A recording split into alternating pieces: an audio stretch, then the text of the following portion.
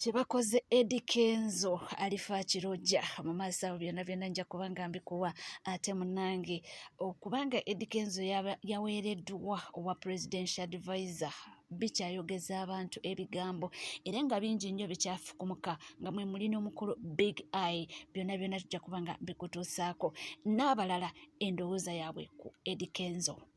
Oli ku NCK TV kugamba kimu nti bw'obanga tona subscribinga kekadde obeerenga subscribinga ringinga that notification bell sharinga likinga saako n'okubanga leka comment yo bingi nnyo ebikyajja. Katandike n'emikwano gya Eddie Kenzo abamuyozaayozezza mu ngeri ey'enjawulo okubanga munnange n'okubanga bamusabira emikisa ku appointment eyo gye yafunye biibino nno.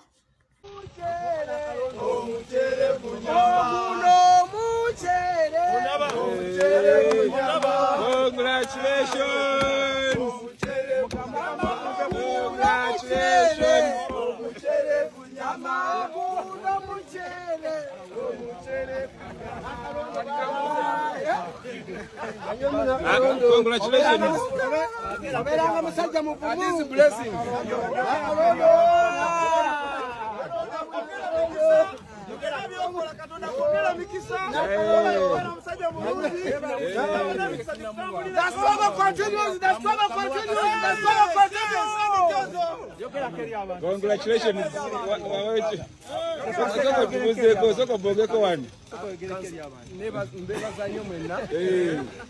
I think let me assume this is the last water. A shower of blessings.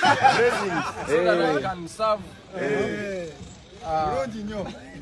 to my best in the office.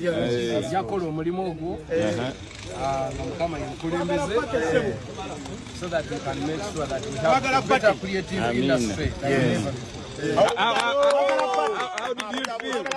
How did you feel? How did you feel immediately you got the good news? Awo nno mbu babadde bamuwozaako ebibi byonna ebisiraani ebimutambulirako mbu omulimu omupya gwafunye gumutambulire bulungi nti era yeeyongera okubanga ekitangaala kimwolekerwa egyo mikwano gye bye bakimukoledde ekyo nga bamuyozaayoza okubanga munnange yaweereddwa obwa presidential advisor. Munnange byonna nga bigenda mu maaso era tulaba nti abantu abamu era si basanyufu. Omukulu Big Eye avuddeyo naawe endowooza ye ku appointment eno.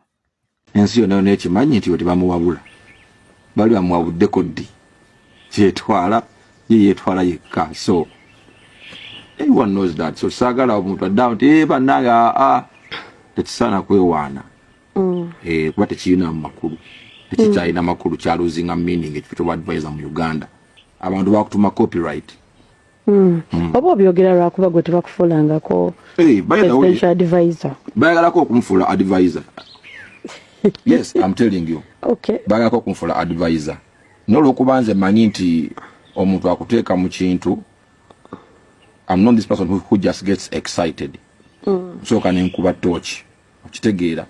First of all nze nga Big Eye ndi musajja muyigirize by the way, so netegereza nnyo tosobola kunzikakanya okitegeedde kukakanya integrity yange. Ekyo tukimanyi bulungi ffenna nti copyright abayimbi tugirwanidde ebbanga ddene nga tebagituwa olw'ensonga tebaagala muyimbi wa Uganda kulaakulana in any way. This is open.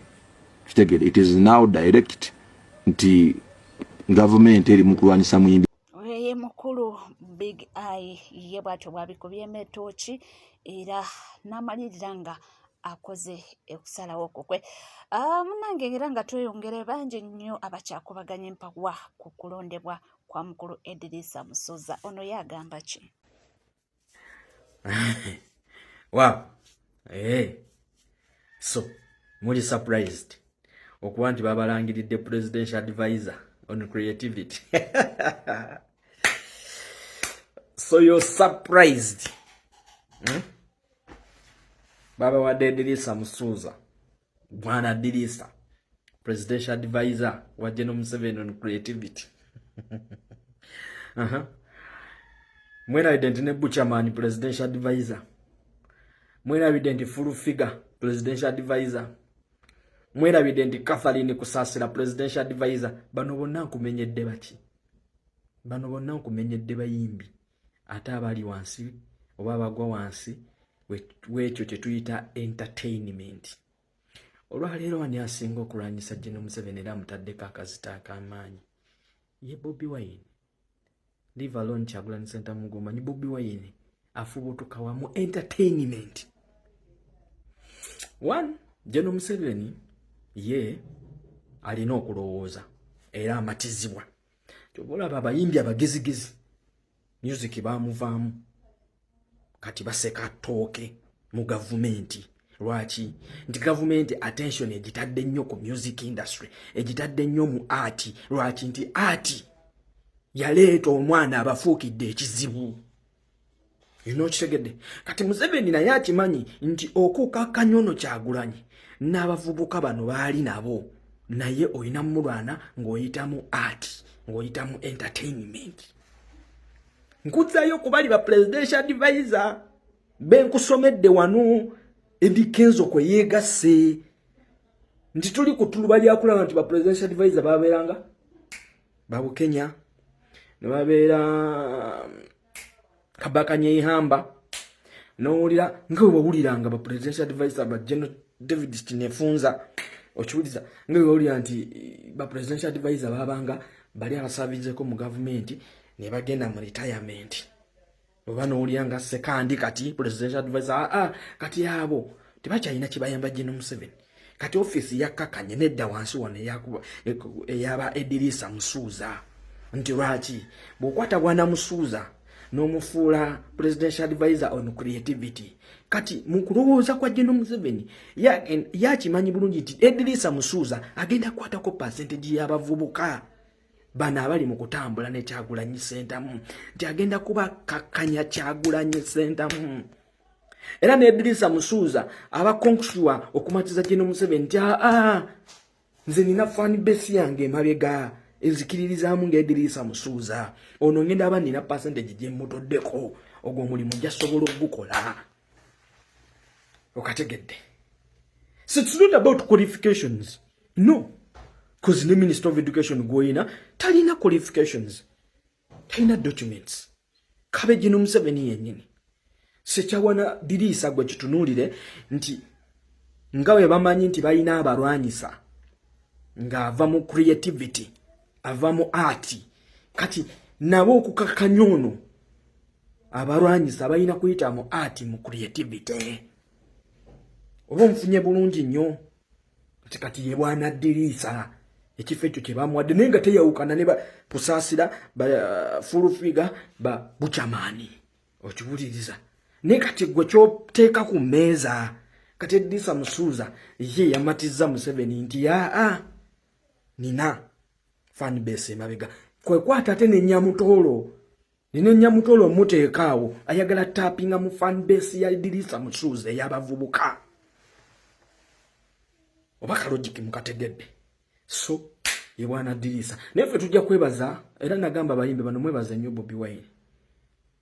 Eno art industry teyandifunye attention kuva mu gavumenti, naye lwaki efunye attention okuva mu gavumenti? Lwa nsonga Bobi Wine. Muwenna kati gavumenti beetaddeko amaaso mugenda mu gavumenti eri okusena yettooke okuteekayo akabega lwa Bobi Wine. Nti gwe password get pass vaayo kakkanya Bobi Wine muvume mutegeke ekibuli olabe nti osobola omukakkanya gojja kuba ofunye get pass okuyingira State House n'okuwa ssente. Kati mwababuuza nti Bebe Cool ate lwaki afuna officer? Bebe Cool kati ye yafuuka bulooka. Bebe Cool ayagala kubeera nga Balamu. Ndi kati Bebe Cool Balamu yabadde agukola nga bulooka. Gumuyimbi yagala ogenda eri ku State House nga Balamu yakuzanya. Kati Bebe Cool ayagala kuzanya rolo ya Balamu naddala mu bayimbi bano. Gwe abayimbi olwaleero bulaba abana akafaananyi kewala yaka abayimbi abasatu tewali genuine love, tewali mukwano ndi beyagala. Tebakulya kino so nti one time nti olw'okuba leero Bebe Cool abonga ne Mirikwesi kuki babonga ne Mirikwesi lwa nsonga nti balina kye batagetinga ye ssente ly'ettooke okuva mu gavumenti. Babonga ne Mirikwesi ne Edirisa Musuuza lwaki? Nti tageti yaabwe eri kuki? Tageti yaabwe eri ku Kyagulanyi Ssentamu ono nti eri ku Bobi Wine. Tono Bobi Wine tusobola okumukakkanya atera gwe tusobola okufunirako ettooke mu gavumenti. No wonder music takyafuluma. Industry temukyali ssente. Kati bano bo bakitegedde nti industry tugikozesenga just kiblanketi tusobola okusena ettooke mu gavumenti. Kati kyovula abantu olwalera ebinyimba ezitategerekeka ziweereddwa omwaganya. Lwaki nti abantu abandi tudde wansi ne ba creatinga music kati tebakyakirabawo nga mugaso. Ekikulu kya byonna kufuna luwenda lusena ttooke mu gavumenti. So Chicho, your presidential advisor, no need to discuss this. Yes, that's the government. After all, presidential advisor akolaki. Tamale mirudi abadde n'emirimu wano. Abadde atwala bbanga ky'obutalaba ku Museveni. Nadduli. Atwala bbanga ky'obutalaba okulaba Museveni. So, you know, kati just ebifo biringa awards nti gwe tukuwadde otuzanyire loole eno bweti ne bweti. Ndoza mukategete ne munaye tebajja kusobola kubanga Bobi Wine yate yeyongera bweyongezi waggulu. Naye mumwebazeeko kimu nti abafunidde akalimu. Abafunidde omusimbo oluseke. His Excellency Bobi Wine. Ate nga tuvuddeko eyo eggulo n'abakoledde emboozi ey'omukyala General Sauda Marada ono nga munnakibiina kya NUP era abasinga obungi abamumanyi. Omukyala ono ayise mu bingi naddala mu mikono gy'aba abakuuma ddembe. Bamujjukira y'omu ku abo abaakosebwa ennyo we baali bayitawo bati Arua nga bagenze okuba nga banoonyeza omukulu Kasiano Wadri akalulu. Oyo omukyala yakubibwa bubi nnyo era n'atuukayo era ebyamutuukako byamulekako maaka ku bulamu bwe oba ey'olubeerera paka waliva mu bulamu ensindo. So yeekyawa nyinza okyogera bwe ntyo naye ebyabaddewo nabibabuulidde era kankwongere owulire ng'ayogera. Yabadde mukambwe muko oba update nsobola okuba nga nkuwa essaawa yakakati. Wasamirira ozamulaba nozamulaba emotoka yiyo baddawo basamirira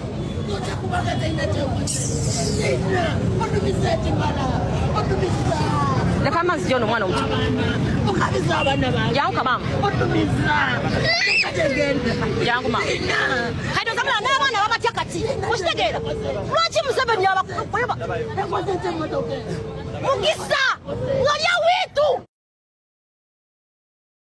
Naye tubadde tetunaddamu kubanga tuwulira biddiridde oba nga akola statement naye nga mukwano byebyo ebyabaddewo. Omukazi wattu yalajjanye abaana bakaaba emmotoka bagikubye kwegamba abaana babatadde mu fiya nnyinza okyogera bwe ntyo ate nga yabadde talina musango gwe yabadde akoze.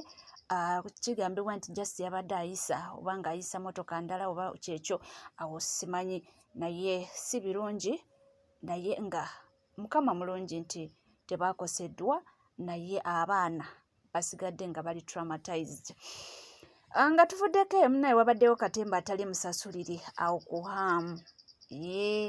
Omukyala alumbye bba n'amulangira olwombu yafunye omukyala omulala naye ng'amugamba nti oyo gw'oleese mu bintu byange this time around sigenda kupowa. Bibino Leero yasama bwasa olowooza okolaki mbuwafunye nnyo olowooza gw'omusookeddeko bulijjo bukyomulaba akulemesa amakaago g'omazeemu emyaka 20 akulemesa abaana bakulemesa famire yo mbukubanga ofunye oyo ofunye omaze. Nzize kukakasa muntu alimu mutegedde kati njira kyayigobadde gwe guno okunjira mu njire naye sente zembonabonedde zonna z'olimu ekyo nkubuulire. Kale bw'oba okimugamba bw'oti naye zebonabonedde z'olimu yatandisa okundaba nga siri naawe yakulabidde nga siri naawe omusanze olubuto alutakulira muli bw'ati bwe namusanga nnyabo omulabi bw'atyo nkubuulidde. Wafunye nnyo omugagga amaze newammwe n'omutwala kuba ofunye omugagga byonna nakimanya sina kyesaamanya ekyo kankubuulire nabimanya dde buli kimu nabimanya oyo ewaani kale ogezanga wamanyira ku lwa ddina naye kwoyogezanga faati tugenda gwa tugoloke nkubuulire muleete n'enkya akamanyiro koolina tujja gwa tugolokoke nkuwulidde dina namwesonyiwa nemuleka niyegwa abadde wali ngo namwesonyiwa oli namba 3 nyo otoloza nti oli 2 ate omusajja gwatuta omulemeseza amakage n'agavaamu olw'okuba gwe ogamulemeseza agavuddemu olw'okuba gwe naye nnyabo beera bulungi n'omusajjawo w'omulabidde saa zino ze namutuusaawo ekyo nkikubuulira ne kampala gy'omulabidde ze namuleetayo oba takigamba nga yajja ku lwange naye waba yajja ku lwange nga gwe gwembadde ndaba wali mu maaso wali ng'olinga ku lutoyi lw'obadde otundiramu nga kumbe weegomba edduuka eryange gwe mazi era ali mu lyange sente z'owatuuze zange nimwayira zavudde mu nnimiro yange batuuze mmwanyi zange mu nnimiro yange saayo wadde 10 ne bakuteekamu sente mu ne bakoyera edduuka nyasebo oninyaba oli wano mbw'oweeweeta weweweeta twamuweweeta dda ate nawe ojjamu weeta omukoowe ekyo nkubuulidde kati njagala oddukire ddala nga webagenda nti ogenda kudduka dduka oba todde olekeyo